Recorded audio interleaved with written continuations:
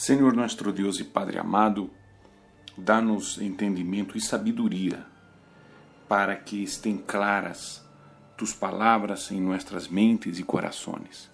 Es lo que te pedimos, Senhor, em nome del Padre, del Hijo e del Espírito Santo.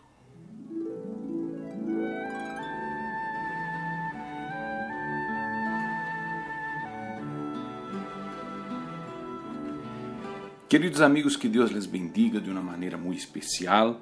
Hoje é o dia número 39 de nossa campanha de oração rumbo ao grande dia de Pentecostés, em que vamos estar orando muito poderosamente no poder do Espírito Santo para que o Senhor Jesus derrame sua presença em nossas vidas.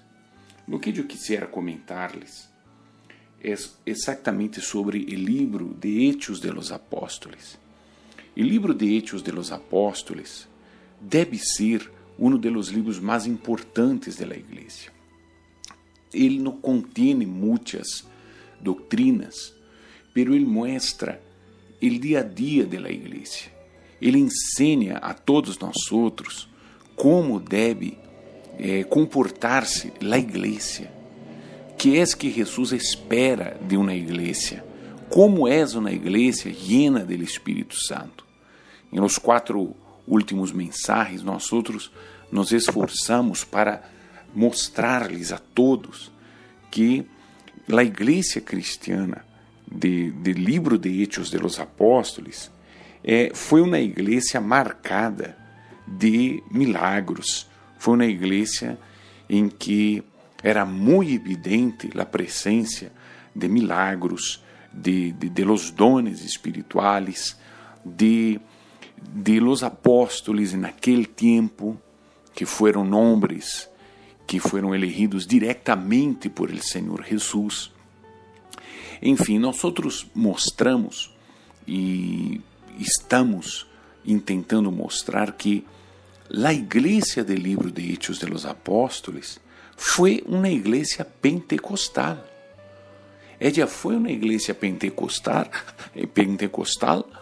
quando você entende que igreja pentecostal significa uma igreja que crê no bautismo com o Espírito Santo como capacitação para fazer a obra de Deus e que nos armará de dones espirituais para que a salvação de incrédulos aconteça.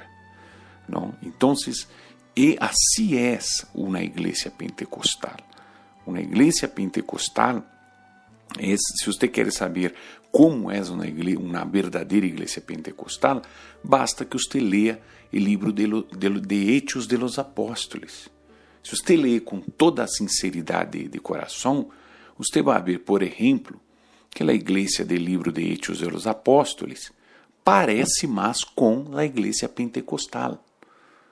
Não parece tanto, desculpe-me, pero é minha maneira de entender, não parece tanto com uma igreja bautista, com uma igreja metodista, não se parece tanto como uma igreja presbiteriana, com uma igreja tradicional, muito menos com uma igreja católica, que há tantas imagens que na época era completamente uma abominação, qualquer tipo de imagem dentro do culto cristiano. Pero tampouco era semelhante a igreja do livro de Hechos de los Apóstoles de muitas igrejas que supuestamente se chamam de pentecostales e não lo são. Não são igrejas pentecostales. Igrejas onde se existe experiências de êxtases espirituais, estas igrejas não são pentecostales. Eu vou a tratar hoje de um tema muito especial sobre, na época da igreja, os primeiros anos, os primeiros siglos da igreja cristiana, foi combatido severamente um movimento que nasceu no primeiro siglo da Igreja, que se chamava, naquela época, de montanismo. Montanismo foi chamado, e supostamente era um movimento cristiano que creia em que Deus era o Criador, Jesucristo o Redentor, de acordo à Igreja.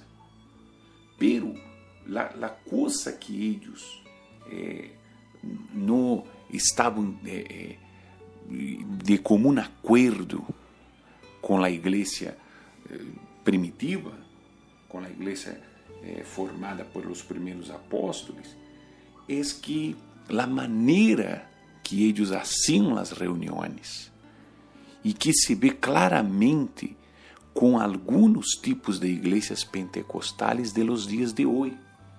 Eu quisiera mostrar-lhes uma referência que eu estou aqui lendo, e que é um livro muito interessante que nós outros incluso estudamos, não?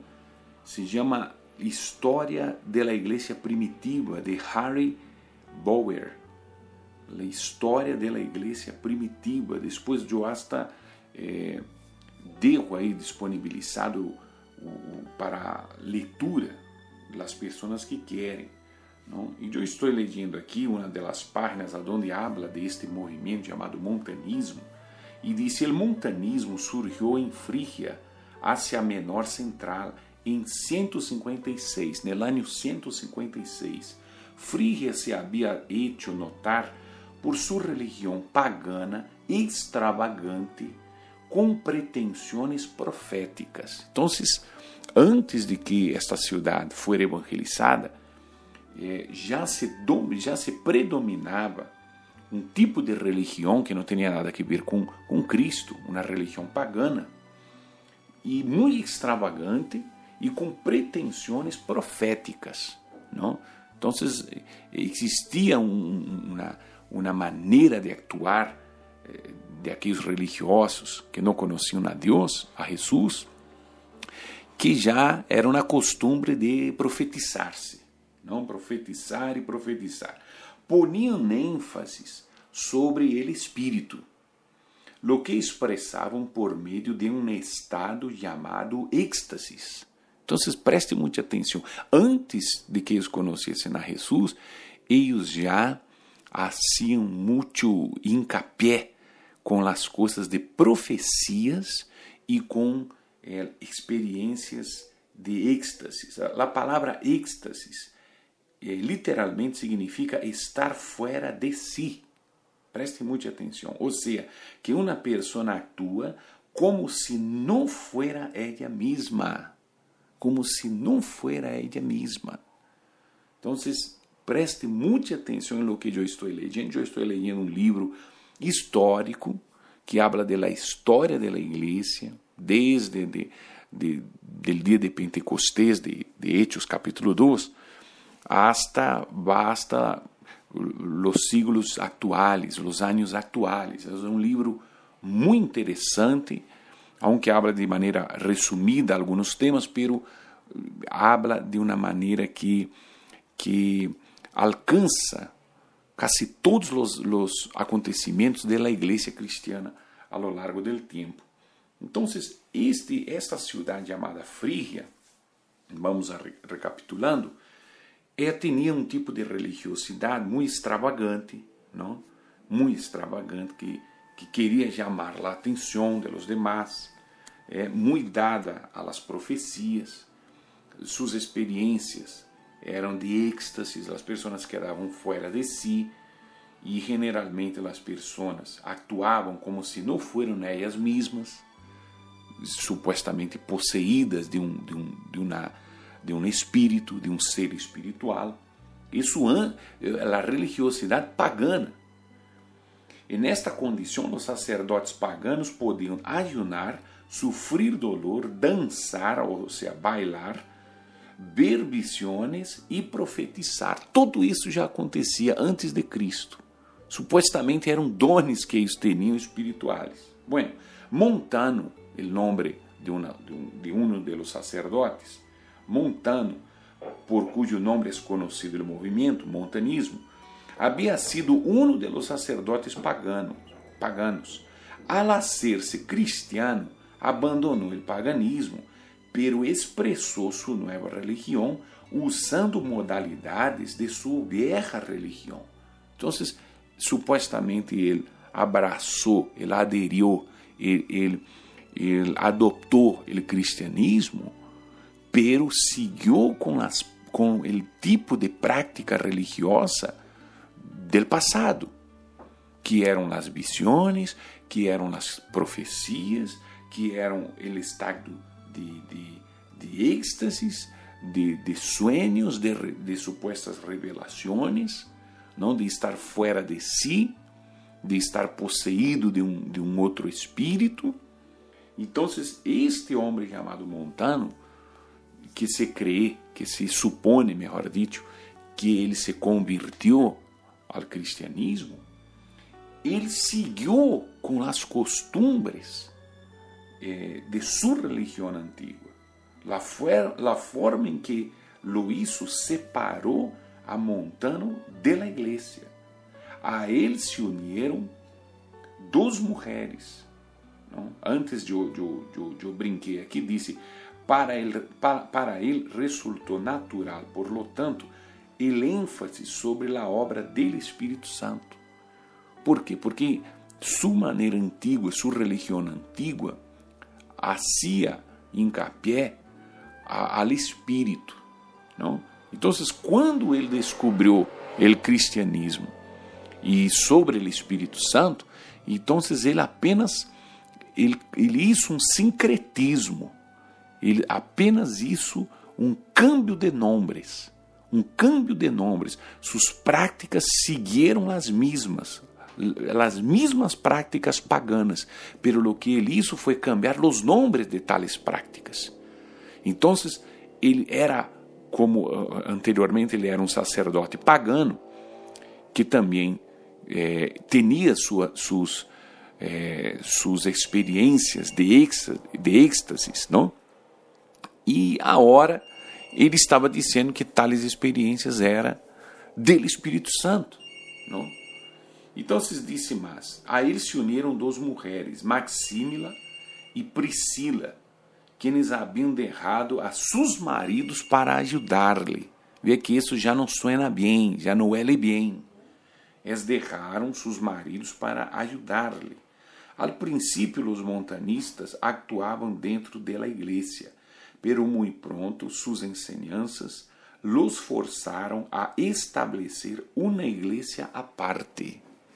Então, eles já não quiseram andar com a igreja primitiva, com a igreja que suas doutrinas, suas enseñanças eram de acordo com os apóstolos, com a Bíblia, com o Novo Testamento. Então, ele se separou e criou uma nova igreja.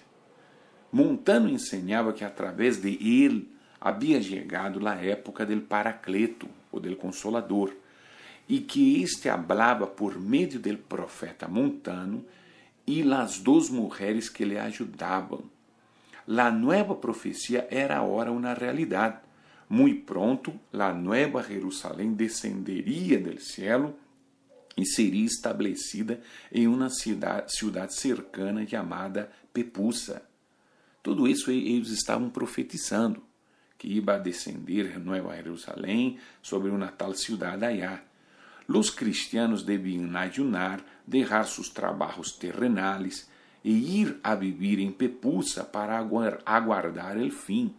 Então, isto é uma característica muito semelhante a alguns grupos religiosos, sabatistas, por exemplo, ou chamados testigos de Jeová, que muitas vezes ensinam coisas muito raras, fijando fechas de la chegada de Cristo, e que a gente toda tem que vender propriedades, esconder-se